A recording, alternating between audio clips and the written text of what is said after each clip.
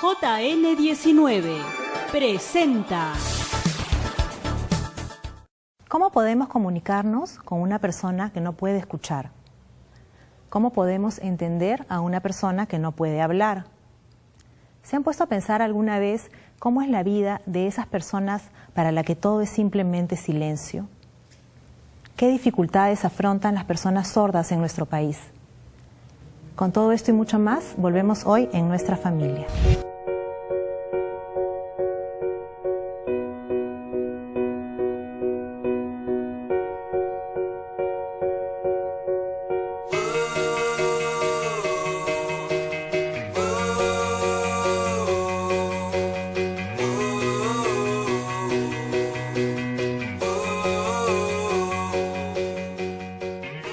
Bienvenidos amigos a Nuestra Familia.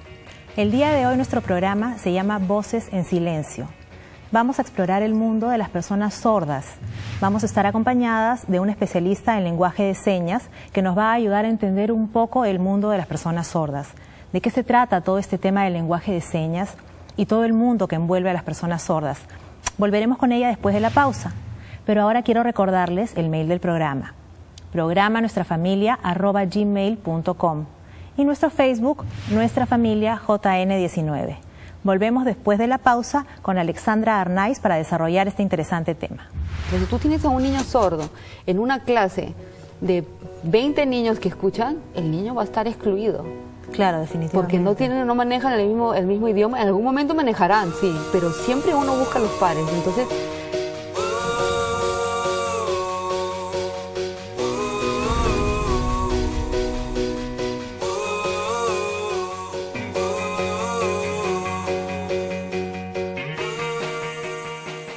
amigos, ya estamos de regreso en Nuestra Familia.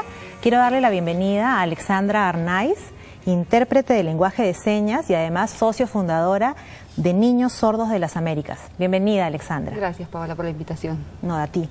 Quería que nos empieces a contar cómo te involucras tú en todo este mundo de las personas sordas. Bueno, yo estaba estudiando publicidad y con este tema pues todo es en base a las comunicaciones. Entonces veíamos lo que era el mensaje, cómo se llegaba al público objetivo y todo este tema. Y ahí fue que comencé a ver los problemas que surgen por la falta de comunicación. Porque está el canal, no se utiliza bien un canal o los códigos son diferentes. Y comencé a investigar y caí en la cuenta del mundo de la comunidad sorda, ¿no? Entonces me fui interesando y fui investigando más y ahí fue que decidí estudiar la lengua de señas y ya es un mundo tan interesante que ya no he podido ya salir. Y es un mundo tan ajeno para todos nosotros porque, por ejemplo, yo pensaba antes de que el lenguaje de señas es universal, pero no es universal. No. Cuéntanos cómo funciona el lenguaje de señas. El lenguaje de señas es como, lo que pasa es que el lenguaje es la representación de la cultura, ¿no? Entonces por eso cada país tiene, ¿no?, su propia lengua de señas, ¿no? Ahora, es más fácil que dos sordos se encuentren y que puedan comunicarse, ¿no?, en un corto periodo, que si nosotros nos encontramos con una persona que habla alemán, para nosotros va a ser mucho más difícil entendernos y comunicarnos que para las personas sordas. Porque tiene una base, la lengua de señas tiene mucho de gestual, ¿no? Entonces eso facilita el entendimiento del idioma, ¿no? Entonces si tienes ya el chip del idioma es más fácil de entenderlo. Y ese primer acercamiento que tú tienes con las personas sordas, ¿cómo se da? Fue algo de verdad de pura curiosidad, ¿no? Para ir viendo cómo funcionaba más que todo el idioma, ¿no?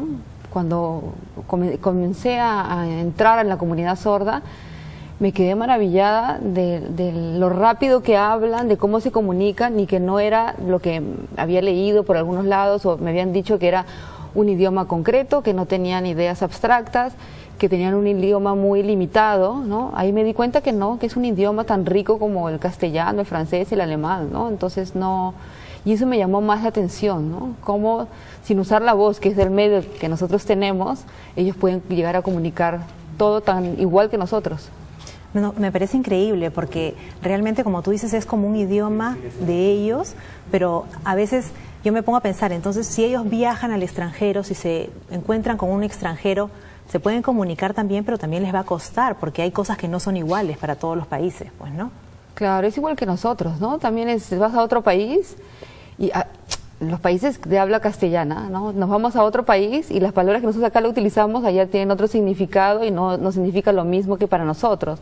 Te cuesta un poco enganchar, pero en el momento, ¿no? ya lo aceptas y ya lo desarrollas nomás la comunicación como cualquier otro, ¿no? ¿Y de dónde surge el lenguaje de señas? ¿Quién lo crea? ¿Dónde nace?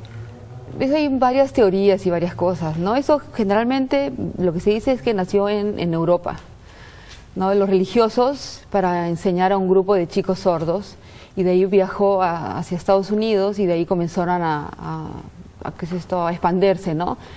Pero el idioma es una cosa tan natural del hombre que donde hay un grupo de seres humanos siempre va a haber un idioma, ¿no? Entonces, una forma de comunicarse, ¿no? Claro. Y si nos centramos un poco al tema de las personas sordas del Perú, ¿tú cómo ves que se desarrolla la vida de una persona sorda en nuestro país? Ahora, la persona sorda puede desarrollarse tan igual que nosotros, ¿no? Las personas que escuchamos, ¿no? Ellos mismos dicen, ¿no? Nosotros podemos hacer todo menos escuchar.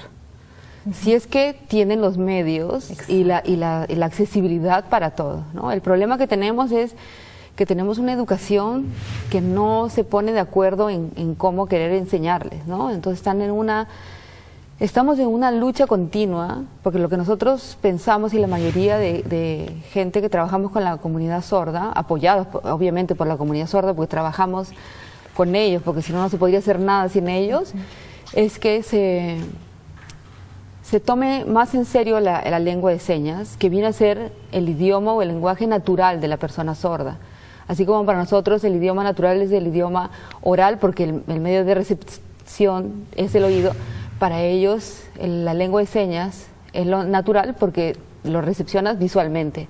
Claro. Entonces, si nosotros le damos a los niños, desde que nos enteramos de que son sordos, que esperemos que sea lo más temprana edad, o sea, cuando sean bebés, y si comenzamos a utilizar la lengua de señas con ellos, van a desarrollar tal cual la persona oyente que tiene todas las facilidades del medio, ¿no? Entonces, ese es uno de los problemas, los graves problemas que tenemos, es que se dan cuenta tarde de que el niño es sordo, claro, ¿no? Y aparte que se dan cuenta y no saben los papás qué hacer, porque no hay quienes le den información, o les dicen una cosa, le dicen otra, y mientras que van buscando, van perdiendo tiempo, y van teniendo un hueco de falta de información, o sea, no le llegan inputs al cerebro, ¿no? O sea, lo que le llega es muy poquito, porque siempre van a desarrollar un tipo de lenguaje, pero más que todo señalando, no estructurado como es el idioma, ¿no? Claro, y eso te quería preguntar, ¿cómo uno se puede dar cuenta como padre? Porque la sordera se transmite de padres a hijos en caso de que los padres, bueno, tengan algún tipo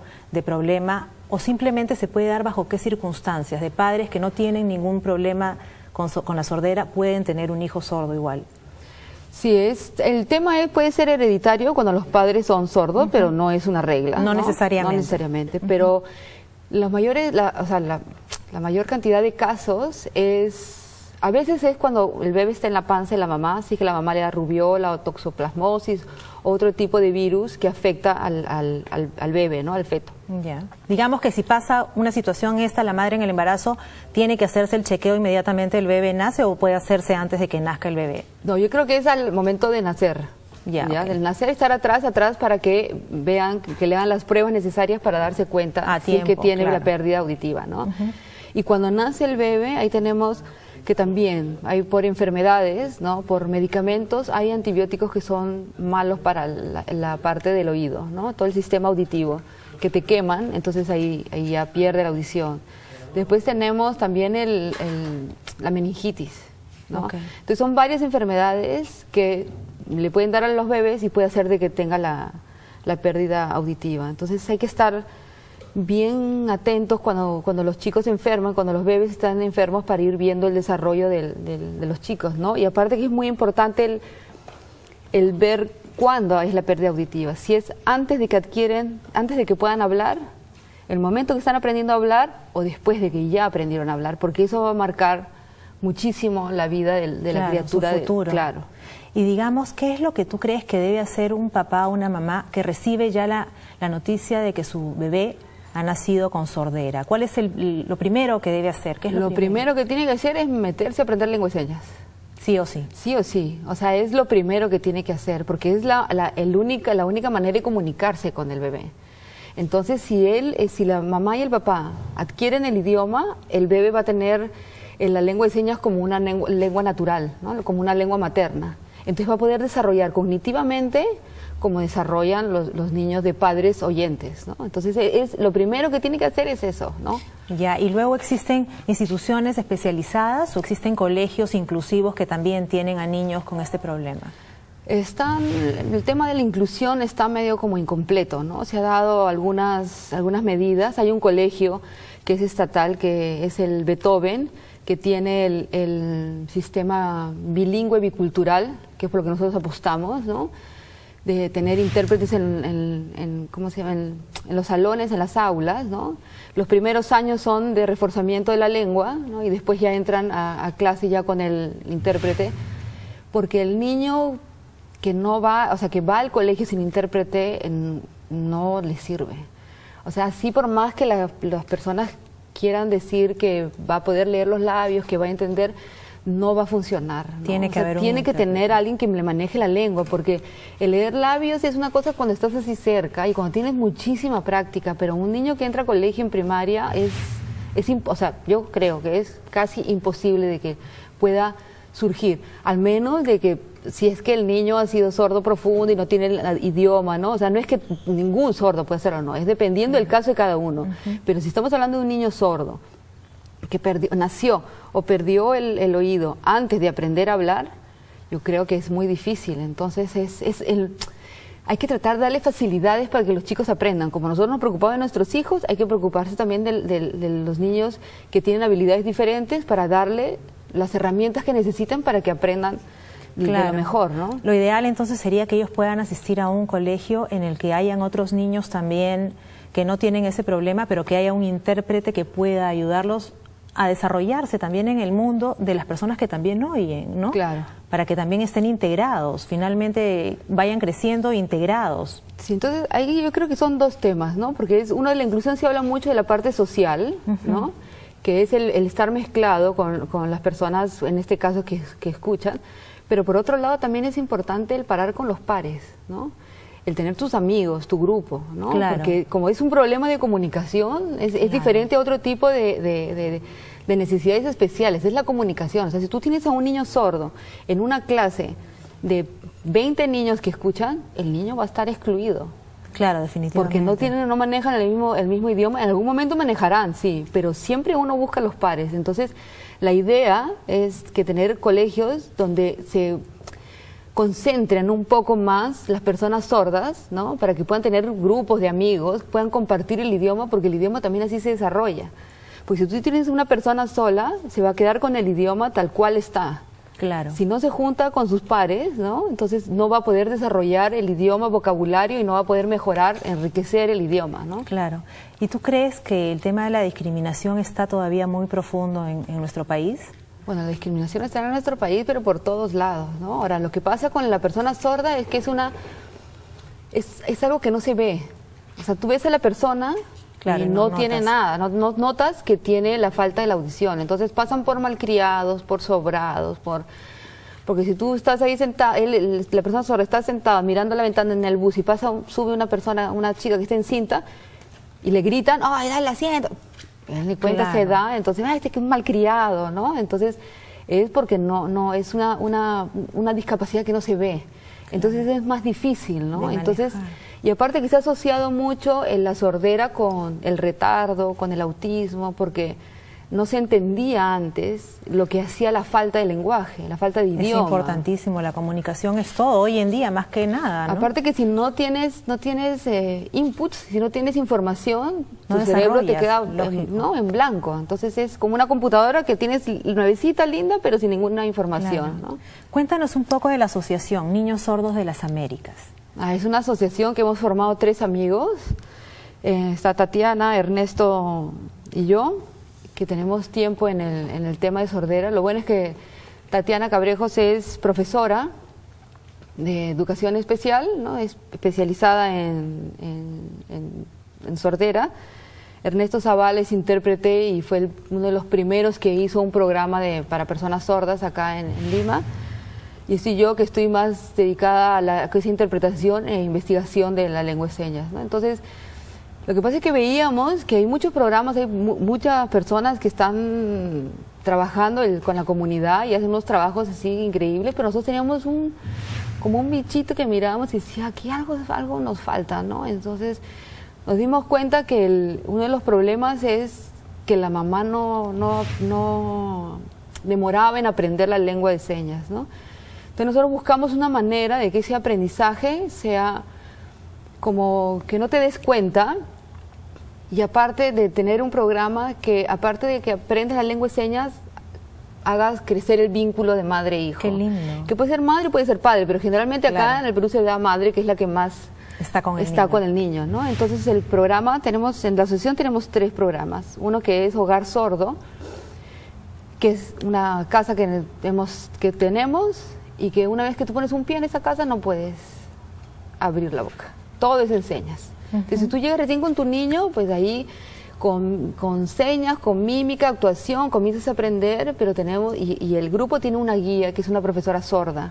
Okay. Entonces la profesora va explicándole y le va dando pautas de cómo ir aprendiendo el idioma. Entonces de una manera, sin querer queriendo, va aprendiendo y el niño se convierte en el profesor del papá. Entonces aparte de aprender el idioma, va generando un vínculo Exacto. más fuerte entre ellos dos, de respeto, de cariño, de admiración, porque el chico cambia completamente de actitud, ¿no? El otro programa que tenemos es clases de lengua de señas. Señas me enseñas se llama, que también lo dicta la profesora sorda. Es un programa que está hecho desde el inicio, o sea, todo está concebido desde la perspectiva de la profesora sorda. O sea, no es un oyente que ha hecho un programa, no, ellos han hecho todo el programa de las clases. Y el tercer programa que tenemos es el Encuentro de Culturas, que es cada 2 miércoles. Nos juntamos, comunidad sorda con comunidad oyente, a discutir, a conversar, a compartir diferentes temas de actualidad o de lo que se traiga, ¿no? Entonces, por decirte, no sé, vienen los Oscars, ¿no? De las películas, explicamos qué cosa significa, a quién le gusta esto, compartimos, ¿no? Vemos si vienen las elecciones, qué cosa es el Jurado Nacional de Elecciones, cómo es las elecciones, qué pasa si no votas, porque como tienen escasez de información, y esto va para un grupo ya adulto, claro. Entonces ellos mismos van trayendo a colación si le pasó algo, fui al banco y me dijeron esto, qué cosa significa, entonces ahí armamos toda una discusión entre todos y compartimos experiencias. Maravilloso, Alexandra, muchas gracias por venir. Quiero que te dirijas por favor al público y que brindes todos los teléfonos o información en donde te puedan contactar las personas que nos estén viendo y que necesiten contactarlos a ustedes. Gracias. Aquí, acá la cámara. Bueno, es la asociación NISOR, Niños Sordos de las Américas. Estamos en Facebook bajo ese nombre y también pueden llamar al teléfono 948-518-515. Muchas gracias, Ale. De todas maneras, te vamos a tener en un próximo programa para seguir conversando. Me parece interesante. Traemos a los chicos acá para que lo vean. Que sí, claro que sí. Te pido que me esperes un segundito porque tenemos una sorpresita para el tercer bloque.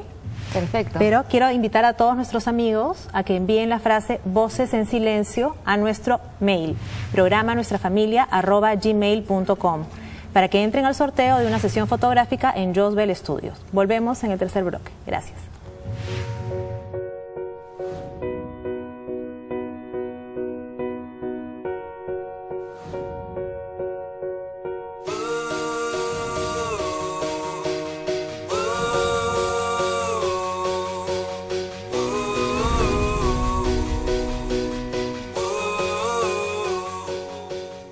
Ya estamos de regreso en el último bloque del programa y quiero compartir con ustedes un texto muy lindo que encontré en internet y que ha sido escrito por una persona sorda, y en él refleja todo lo que representa para ellos el lenguaje de señas. Así que lo voy a leer. Hoy, Señor, vengo a agradecerte por las manos que me diste, ya que ellas me permiten expresarme y no estar triste. Con ellas puedo, Señor, anunciar mis pensamientos y llevar a los que entiendan palabras y sentimientos. Ellas son la voz que se empeñan en callar cuando no aceptan su lenguaje natural. Entiendan que nuestras manos son la voz del pensamiento. Bueno, amigos, esto ha sido todo por hoy. Me despido de ustedes agradeciéndoles como siempre a Boutique Carisma del Centro Comercial Caminos del Inca y a Verónica Mansur, a quien pueden encontrar en Facebook con todos sus lindos zapatos. Nos vemos la próxima semana. Chao.